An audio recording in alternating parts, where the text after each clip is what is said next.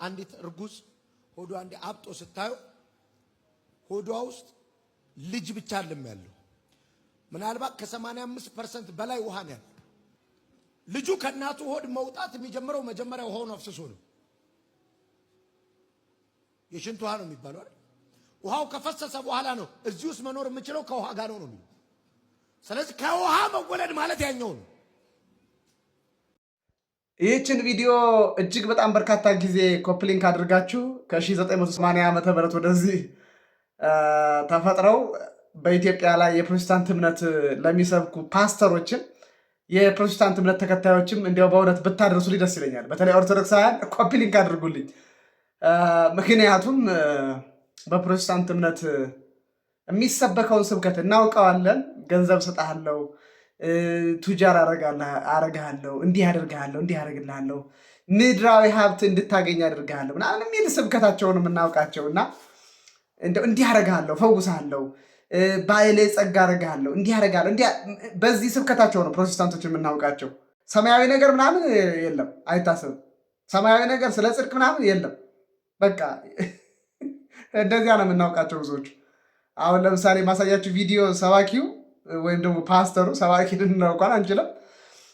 ማሳያችሁ ፓስተር ሁልጊዜ የምናውቀው በቃ እንዲህ አደርግልሃለሁ ምናምን እያለ ሲጮህ ነው የምናውቀው። ሲጮህ በጣም ከመጠን በላይ ሲጮህ ሲደነፋ ነው የምናውቀው እንጂ ወንጌል ከመጽሐፍ ቅዱስ ጠቅሶ ሲናገር ምናምን አናየውም። በዚህ በዮሐንስ ወንጌል ምዕራፍ 3 ከቁጥር 1 ጀምሮ ያለውን ታሪክ መሰረት አድርጎ ሊያስተምር ይሞክራል ፓስተሩ። አስደምጣችኋለሁ። ከፈሪሳውያን ወገን የአይሁድ አለቃ የሆነ ኒቆዲሞስ የሚባል አንድ ሰው ነበረ። እርሱም በሌሊት ወደ ኢየሱስ መጥቶ መምህር ሆይ፣ እግዚአብሔር ከእርሱ ጋር ከሆነ በቀር አንተ የምታደርገውን እነዚህን ምልክቶች ሊያደርግ የሚችል የለምና መምህር ሆነህ ከእግዚአብሔር ዘንድ እንደመጣህ እናውቃለን አለው።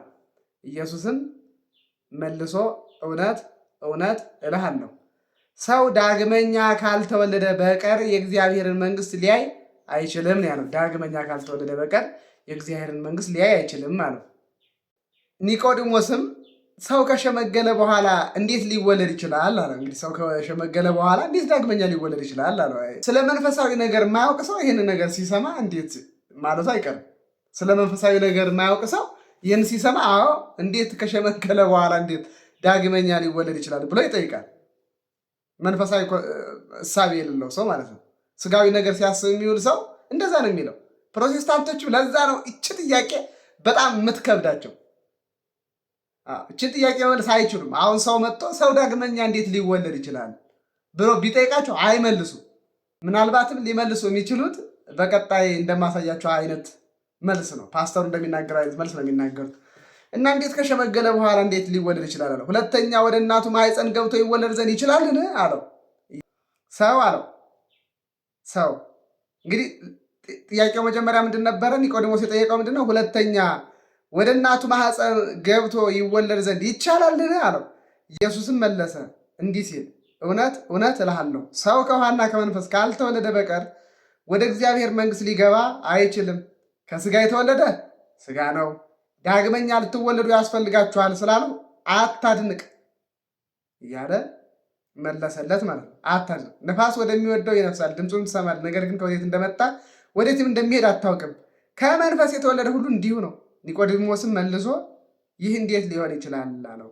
ኢየሱስም መልሶ እንዲህ አለው፣ አንተ የእስራኤል መምህር ስትሆን ይህንን አታውቅምን? እውነት እውነት እልሃለሁ የምናውቀውን እንናገራለን፣ ያየነውንም እንመሰክራለን፣ ምስክራችንንም አትቀበሉትም። ስለ ምድራዊ ነገር በነገርኳችሁ ጊዜ ካላመናችሁ ስለ ሰማያዊ ነገር ብነግራችሁ እንዴት ታምናላችሁ? እያለ ክብር ይግባውና መድኃኒታችን ኢየሱስ ክርስቶስ ኒቆዲሞስን አስተማረው ማለት ነው።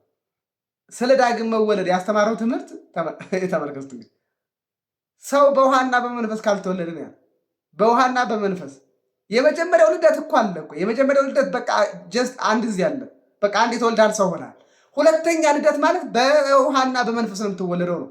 በቃ በውሃና በመንፈስ እንዴት ኦርቶዶክሳዊት ቤተክርስቲያን ጥንቅቅ አድርጋ ታስተምራለች። በተመለከተ በተግባርም ትፈጽሟለች። የልጅነት ጥምቀት የምንለው ያ ነው ማለት ነው። ማየገበው ከጎኑ የፈሰሰው ውሃ በማየገበው እንዴት በጸሎት ይቀየራል? ጸሎቱ ውሃውን ወደ ማየገቡ ይቀይር። ይሄንን በደንብ አድርጋ የምትተረጉም የምታስተምር ኦርቶዶክሳዊት ቤተክርስቲያን። ፓስተሩ ግን ምን አለ? ከውሃ ያልተወለደ ከመንፈስ መወለድ አይችልም። ከውሃ ካልተወለደ ከመንፈስ መወለድ አይችልም። ስለዚህ ከመንፈስ ለመወለድ መጀመሪያ ከሜ መወለድ አለብን። ከእናቱ የተወለደ ነው ከመንፈስ የሚወለደው። ስለዚህ ከመንፈስ መወለድ አይጀምርም፣ ከውሃ መወለድ ነው የሚጀምረው። ስለ ውሃው ስነግራችሁ ስለ ጥምቀት እያወራ አይመስለኝም ብያችኋለሁ።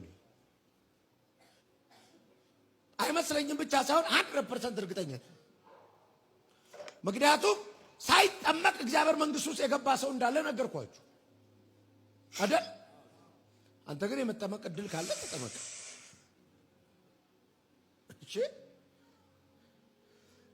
ግን ከውሃ የሚለው ከእናት ማህፀን መወለድ ነው ብያችኋለሁ አልኳችሁ። እና ልጅ በእናቱ ማህፀን ውስጥ ሲቀመጥ አንዲት እርጉዝ ሆዷ እንደ አብጦ ስታዩ ሆዷ ውስጥ ልጅ ብቻ አይደለም ያለው። ምናልባት ከ85% በላይ ውሃ ነው ያለው። 85% በላይ። ልጁ ከእናቱ ሆድ መውጣት የሚጀምረው መጀመሪያ ውሃውን አፍስሶ ነው። እንግዲህ እንደሰማችሁት ነው። ወይ በጣም ውሃው ከፈሰሰ በኋላ እዚህ ውስጥ መኖር የሚችለው ከውሃ ጋር ነው። አስተምህሮ ነው። ስለዚህ ከውሃ መወለድ ማለት ያኛው እንግዲህ እንዲህ ያምናል ማለት ነው። ሌላኛው ፓስተር ደግሞ ሌላ ይላል። ያው መቼስ ቢዝነስ አይኑን ያሳወረው ሰው ምንም ይላል። ምዕመኑ እኔ ግን በጣም የሚገርመኝ እንዲህ እዚያ ያለው እዚያ አብረው የተቀመጠው ይላል ማለት ነው። በጣም እንዲህ አይነት ስብከት ሲሰማ በእውነቱ መቃወም ይገባ ነበረ። እንግዲህ ይህንን የመሳሰለ ነገር ነው። ሰላም